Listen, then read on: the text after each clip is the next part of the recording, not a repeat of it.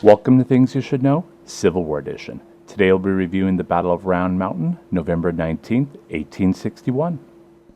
Today we're going to start the story of three battles known as the Trail of Blood on Ice campaign.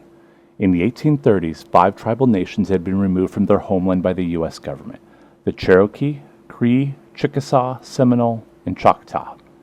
The removal of these tribes had started a schism between members of the individual nations. Cherokee had opposed Cherokee, Cree had opposed Cree, etc.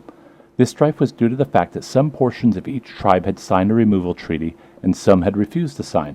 The friction in internal tribal politics was just starting to wane as the American Civil War began 30 years later. The Confederate States knew their weaker position against the Union, that the tribal territory would prove to be a needed ally. In order to secure their aid, the Confederate leadership sent Albert Pike, a known journalist and lawyer, to secure treaties with those 5 nations.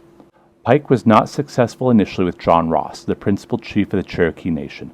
As the leader of the traditional Cherokees who had opposed being removed from their homeland, Ross counseled his tribe to stay neutral. In addition, Ross was an abolitionist who did not believe in slavery. However, a portion of the Cherokee Nation, led by Chief Watty, were pro-slavery and seemed more agreeable to Pike's warnings about an imminent northern invasion. After a short debate, Watty and his people joined the Confederacy and raised a regiment of Cherokee to fight for the South. After the Union loss at Wilson's Creek and Watty's regiment being raised, Ross believed it would be in the best interest of his people to also join the Confederacy, so he joined late to the party. Meanwhile, the Cree were similarly split. Chief Opathiahole had opposed the early removal of his people by the U.S. government. However, he refused to join the Confederacy as he believed the U.S. government had removed his people due to pressure by the people of Georgia and the other southern states. While other Cree led by Chief Mote Kennard, Daniel N. McIntosh, and Chili McIntosh did join the Confederacy, raising another regiment. The Chickasaw and Choctaw who lived near the Red River united in their support behind the Confederacy, while the Seminoles who had been pushed out of Florida split their loyalty between the traditionalists who supported the Union and the Seminoles who followed Chief John Jumper, who was also a Baptist pastor.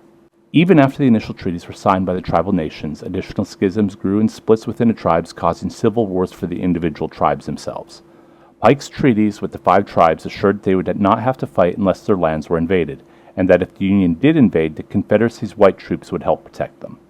As a reward, Confederate leadership gave Pike command of the tribal territory as the rank of Brigadier General. In response, many pro-Union Native Americans began to move to Union areas of Kansas, seeking someone to lead them. More than 4,000 fled to the plantation of Chief Opathiahole. Chief Opathiahole led his people to areas protected by Union forces. The Confederate command noticed this and had Colonel Douglas H. Cooper of the Confederate Services and his 1,400 men attack Chief Opathiahole on November 19th at their camp on the Red Fork of the Arkansas River near Round Mountain. Colonel Cooper's forces comprised of Choctaw, Chickasaw, Cree, Seminole tribal members along with 500 whites from the 9th Texas Cavalry. They arrived at camp around 4 p.m. where they discovered the recently abandoned camp. The Confederates located and followed the stragglers. The 4th Texas Cavalry blundered into Opathiahole's warriors on a tree line at the foot of Round Mountain. The Union chased the Confederate cavalry back to Cooper's main force. Darkness prevented Cooper's counterattack until the main enemy force was within 60 yards. After a short fight, Opathiahole's men set fire to the prairie grass and retreated. The Confederacy declared victory, having forced the Union tribal members to move camp. Because there was not sufficient information about the battle, current-day authorities are uncertain of the exact location of the battle itself. It is unknown how many tribal members were killed, but it was confirmed that 10 Confederate soldiers died. The Trail of Blood on Ice campaign will continue in the future after this, as Chief Opathiahole's people try to make it to Union lands.